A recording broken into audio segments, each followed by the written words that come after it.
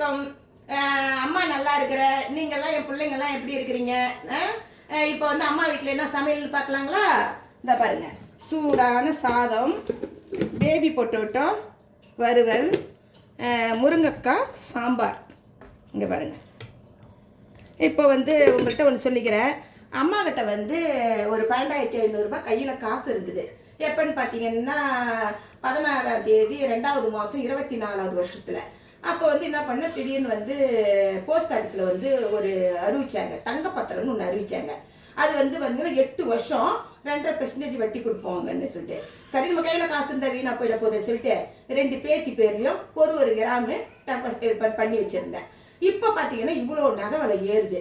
இந்த நகை விலை ஏறதை பார்த்தா ஐயோ, முகூர்த்தம் வச்சவங்க, பொம்பளை பிள்ளை இப்போ கட்டி கொடுத்து ரெடியாக இருக்கிறவங்கலாம் ரொம்ப மனசு கஷ்டம் அவங்களுக்குலாம், பெற்றவங்களுக்கு.